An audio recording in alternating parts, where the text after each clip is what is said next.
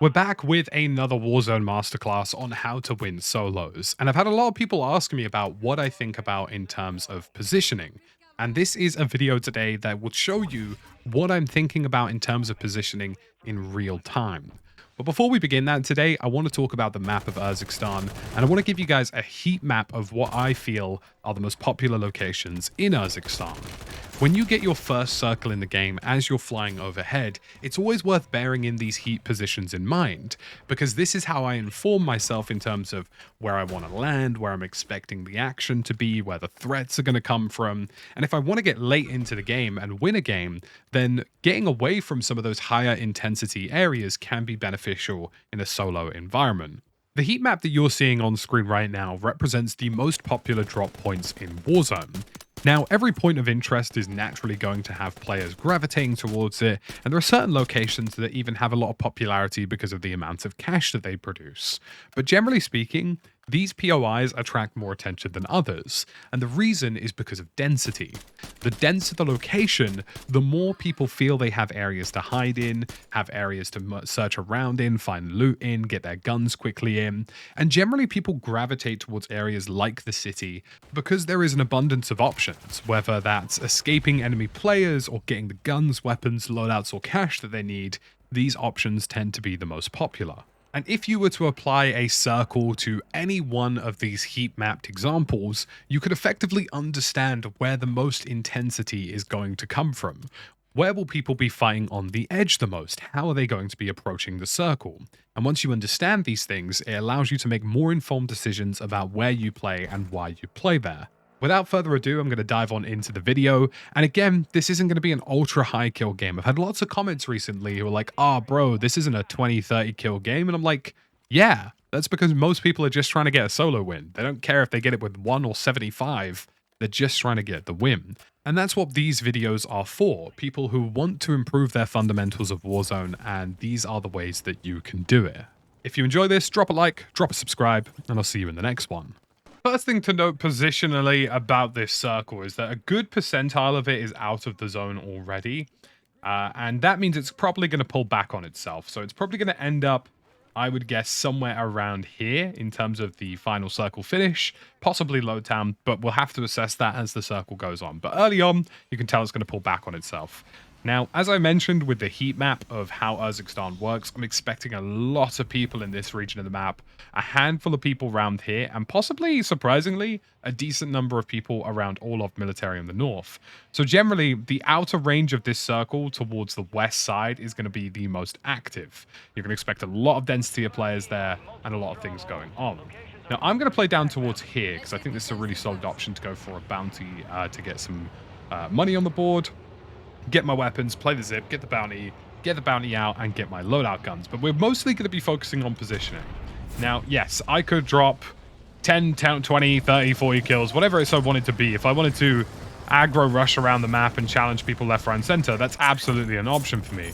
And I've had a lot of comments recently of people just being like, oh man, you know, your gameplay, like, it's just really campy and stuff. And like, honestly, I just think I'm trying to be honest about the average kind of player's experience in Warzone. The average kind of player's experience in Warzone is that they're not ego-challenging people across the map 24/7. You know, they're just trying to get that first win of the day. So that's kind of what I'm going for here. Got an interesting scenario here. Quite a few players.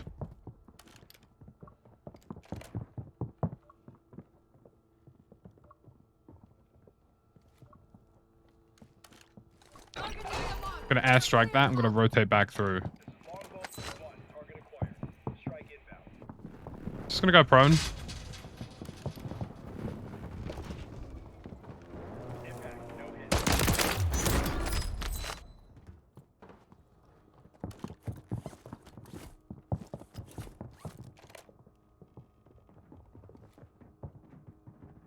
Gone straight up the stairs, so he's going to go chow this other guy.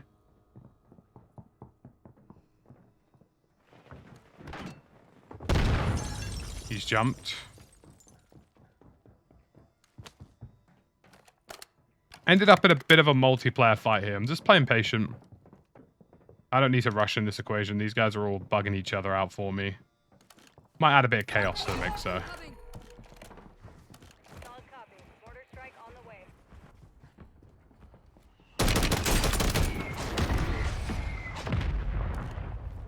Now he's going to see those tracers, and he's probably going to think I can go play that now, which wouldn't necessarily be a wrong thought to make. He would have seen my red dot on the map. No, he would have been aware of that.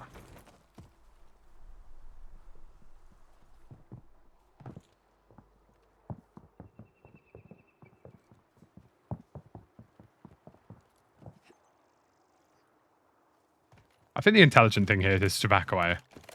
I could push that room, but there's kind of no benefit to it. Like, what do I realistically gain from going for that push? What I am going to do is go for this bounty, because this will give me a tangible benefit to my game. Bounty targets identified. Weapons free. There we go.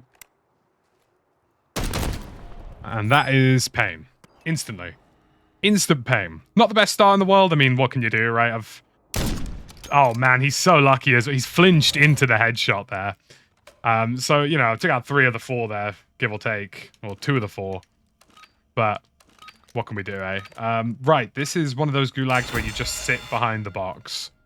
There is not a lot of benefit to pushing the mid on this gulag.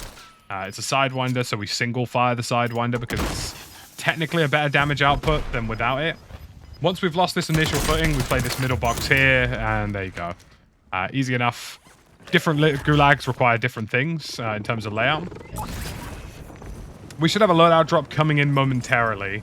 So we're just going to float around and wait for that to happen.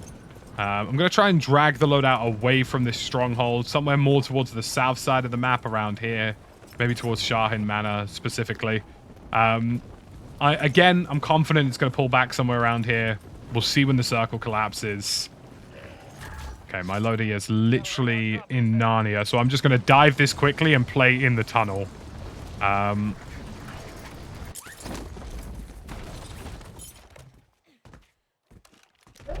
is closing in. Relocating the safe zone. I'm stuck on a lot of gear there. Going to play in the tunnel because I'm expecting another person to sort of play up here to try and get his gear. So I'm just going to roll through this tunnel. The train will roll through at some point or another, which I can use as a rotation. So I'm just going to play nice and patient here. I'm going to wait for that train to roll through. But just in terms of thinking about positioning, it is starting to pull back towards where I'd anticipated it. So we're going to be making... Can hear somebody sliding around. Fairly latent plays for somewhere around here. Using that train.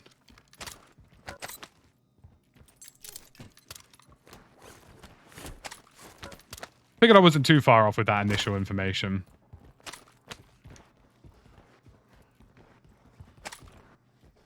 We are going to wait for this train, I think. I think that's the intelligent play here for us to get a nice rotation to where we want to be. I can loot the train as well. I think it's just the more intelligent option. So yeah, looking at this circle right now, the majority of it's still out, so it's still going to keep pulling towards the northwest. So I'm expecting it to finish somewhere around like here, probably. So I think I'm going to make a play for ideally, depending on how things go, I'm going to try and make a play for this compound here just to begin with. Actually, scratch that. Change of mind. We're going to go for this compound here, and I'm going to play the underside of this building on the interior balcony, because I think that will work quite well for us. The reason for that is just because this is a very obvious building. Being too early or being on the roof is going to get you killed. But if you play one of the more secluded parts of a better position, like an underside, a balcony, an interior, that can work quite well for you. So that's what we're going to go for here. The train isn't our best option out, but it will get us out of this gunfight for now. I'm just going to pop a portable radar down so I can see if anybody's actually just on the train before I overly commit to it. Doesn't look like it at this point in time, but I could still be dove on, so that's something to bear in mind. I'm just going to buy a handful of plates here, which is what I need. Just going to keep my eyes up towards the hillside here, just in case somebody does decide to make a diving play for this train. And then once we're up towards this compound here, I'm going to rotate out. And that's a nice, easy way of getting out of that situation without any dramas by the looks of it. Going to keep rotating. Like I say, the majority of the contact and action in the circle is going to be to the west side of the circle and the northwest side, which means you're going to see a lot of the player count collapse really quickly. I mean, we're already on 44 alive in Circle 2, so that should give you an indication of just how intense those collapses can be. I'm going to use the zip line to make a play. I'm going to have to be careful as I get close to this compound, though, just because with these compounds, when they're quite isolated, you almost expect people to be in the buildings. I think it's a general good idea to have that expectation that there's probably someone here. So much so that I can hear him in the water. He has been given away by a puddle. Now, I'm not going to loot this guy too much. I'm just going to take what I can get from him, and I'm just going to hop straight on this zip here and rotate through. We are aiming for this balcony. And Circle's kind of maybe confirmed we need to move the idea a little bit. So instead, what we're going to do is we're going to play this compound tower over here. Now, that was a bit of an on-the-fly decision there, so I understand if some of you guys are confused. That circle's now pulling a little bit more southerly than I anticipated. Normally, when you get a circle that's this far out of the zone, it pulls quite aggressively in the opposite direction. If it doesn't do that, it means that it's probably going to finish around here. So that's the decision-making process there. We've not seen a super aggressive pull, so it looks like it's going to end in this direction. This isn't the best position in the world. I'm going to be perfectly frank with you, but it does allow me to stay prone, and it does allow me to stay somewhat out of the way for now. It's not got the best cover in the world, so that's definitely something to be kept in mind here. It's a pennable cover as well, so again, more things to think about. Generally speaking, though, you're going to see this circle collapse is going to be fairly brutal. We're already as low as 35 players here, and the reason for that is, again, those population density areas, those areas that are popular, people are just fighting all around the edge here. You can see it from the UAV tower. You'll see it from airstrikes and stuff coming in as well. So that's the decision-making process there, folks. That's why we're playing here. I'm just having a quick look around to assess if there are any buildings in the area that could be a little bit better for what I'm trying to achieve here.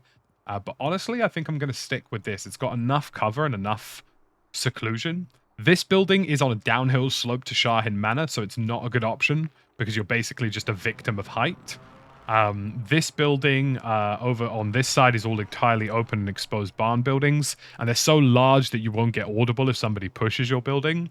So this is nice and easy. It's nothing too fancy. It doesn't have to be. And again, because I'm focusing on positioning here, I'm not going to be playing super aggressively from this tower.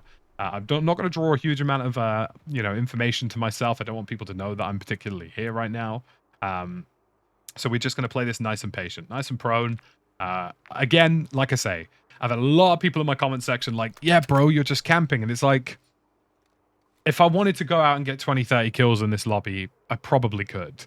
But to be honest with you, if you're somebody who's trying to just get better at Warzone and learn positioning and learn how to make fundamentals work better for you, those videos don't help people. What good is it me being a Gigasweat teaching other Gigasweats how to Gigasweat? I just don't think that really is conducive to good gameplay for teaching players how to improve. So again, basic Warzone fundamentals here. You're seeing a huge number of players die. We're on 35, 27. It's going to keep tumbling as this circle collapses. And we're going to keep watching the circle to see where things go. Like I say, we were going to go here earlier, but the zone pull wasn't aggressive enough. It's pointing towards a finish around here. So we're just being a little bit more patient now. We're being a little bit more central in the zone. We're going to see where this next circle collapse does, and I'll run you through the decision-making process of the next circle collapse. What am I thinking about as a player? And again, I'm always bearing in mind the majority of my problem is on this west side of the circle. There still will be a handful of people out here, but way less than what we were expecting out here.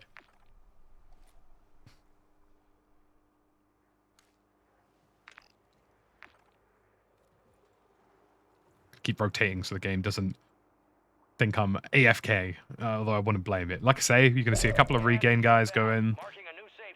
Right, so again, zone didn't pull as aggressively as anticipated. I said I reckon it would finish somewhere around here, and it appears that I am correct.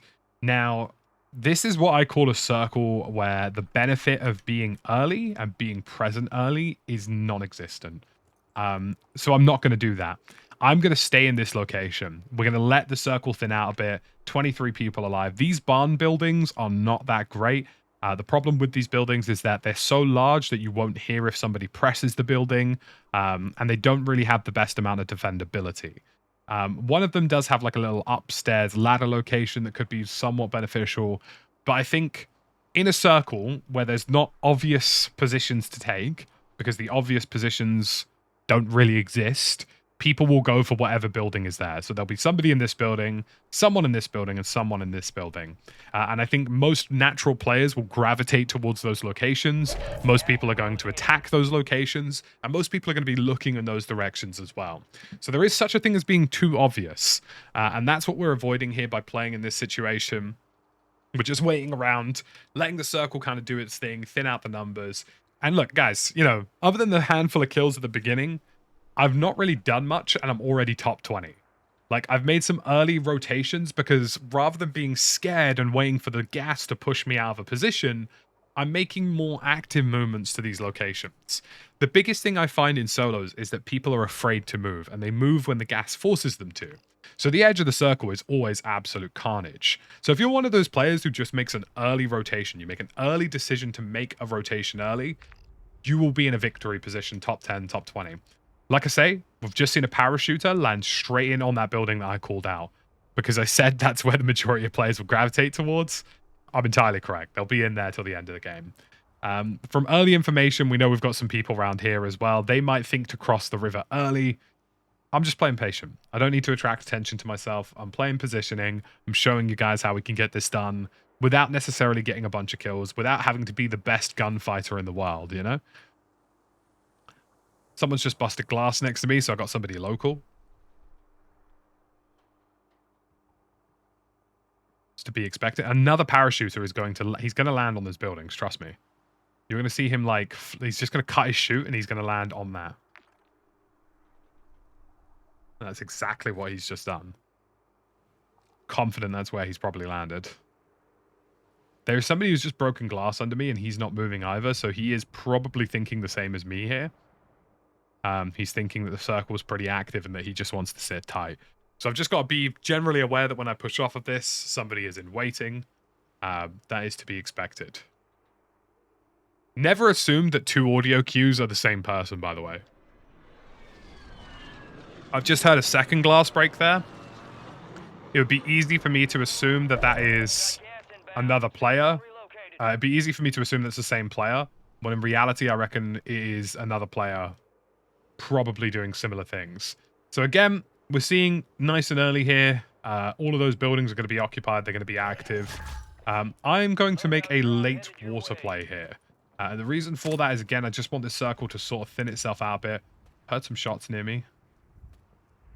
I'm going to go early. If there are people around, which it does seem like, I'm going to go nice and early, and I'm going to look for a cover position. Something with walls, something generally with a bit of cover in it. There's a lot of loadout drops in the water, so I'm going to be checking my left and right to make sure nobody just sort of creeps up on me. We're not too early here, but I think the edge circle is going to get a bit more active. So we're just going to take it nice and slow and try and lock up a decent position.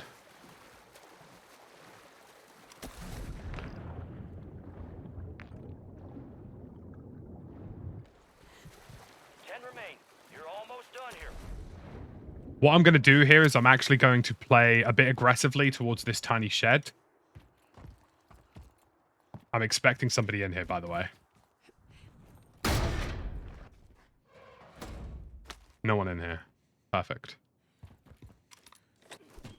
Going to put that on the roof to attack anybody who comes in. And we're going to take an obscure position. This was a really intelligent move for a number of reasons, sorry. Because anybody who's now on this side of the circle, which I reckon is probably 3 or 4, is all going to be making the same river cross. And I reckon they're going to choke each other out. So the early move, the aggressive early move, notice how I always assume that there is somebody in the building as well. I was ready for a fight. I was expecting someone to be in here. Odds are he's actually in here or in here. Probably all of these buildings likely have somebody in them at this point. But it's better to have that assumption, you know?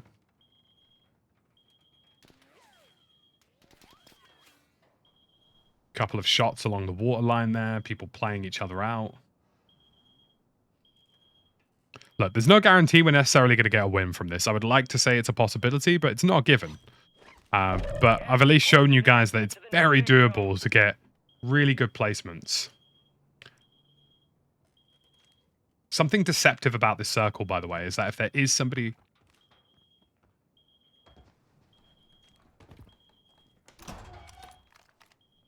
in the back of that truck.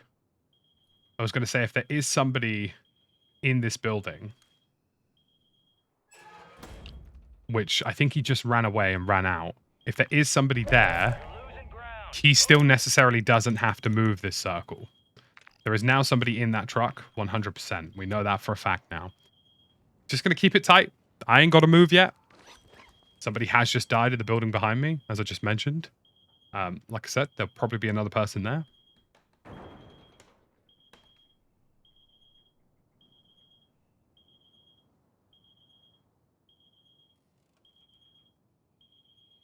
He doesn't have to move either. So when this circle does collapse next, I'm going to have to use smoke whether I want to or not. He doesn't have to move from the edge of the building. The guy in the truck isn't going to move. He probably thinks he's in a really good, obscure position, and he is. You're in the top 5. Bring home the win. In these final few moments of these circles, Relocating the safe zone. you've got to let people play each other out. What we're going to do is go for a very aggressive play here, straight across into this building. Moving.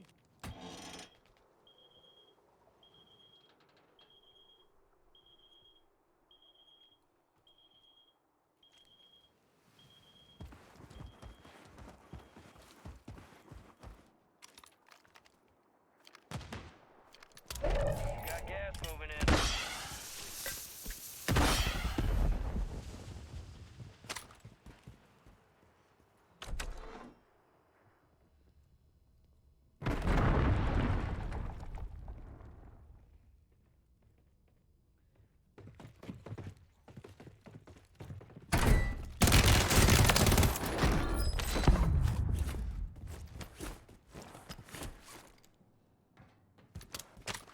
Playing this little top hatch for now.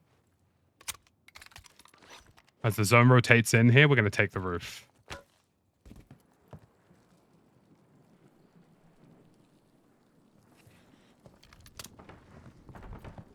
Okay, there's a guy up there. We have to jump down. Gas is closing in. Get to the new safe zone. This guy on the roof's going to get really aggressive because he feels he has no other choice. Gas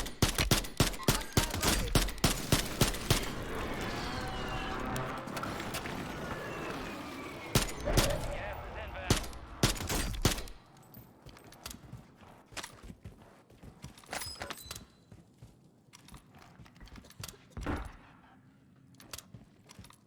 He's going to smoke the cross and play aggressive on me.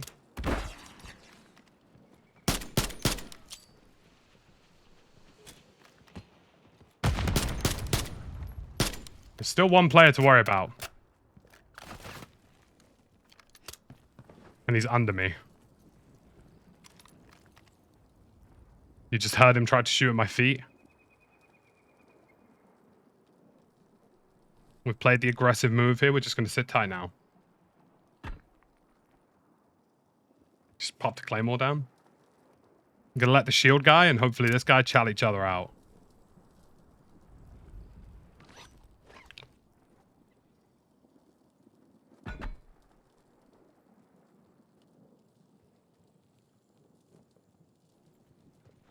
You got gas inbound. Safe zone relocated.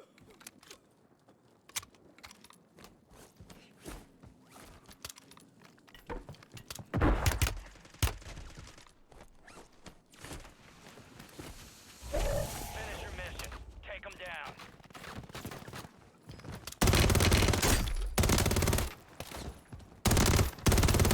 There we go, guys. Nice and easy.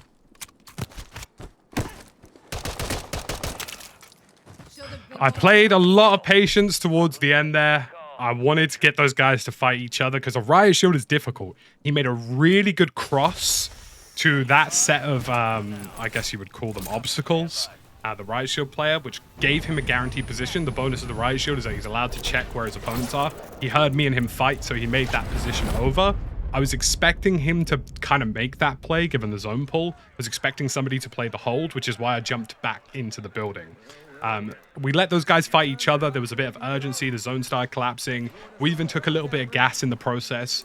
But it was all about positioning there. It was about getting in the best possible place you could get into. And then when that best possible place collapsed, Get back to work. when that best possible place was no longer an option in the zone, making the early decisions that make a difference. And from start to finish there, I have positionally just won a game. I've not gotten crazy kills. I've not done anything too mad. I've simply just won the game because I've gone from location to location to location. I've thought about the reasons for why I'm making those crosses. I've thought about why the edge of the circle might be more problematic or the middle of the circle might be more problematic, the pros and cons of all of those things, and that's why we've done it. And I hope this informs you guys' decisions. Obviously, every circle is unique. Different circles call for different things. Some circles might have better power positions, better buildings, but in solos, being too early, too obvious, or too late are the things that I think get you killed in the final circles. So if you found all of this idiots, if you found all of this interesting, drop a like, drop a subscribe. We do all of this all the time on the channel, and I'll see you in the next one.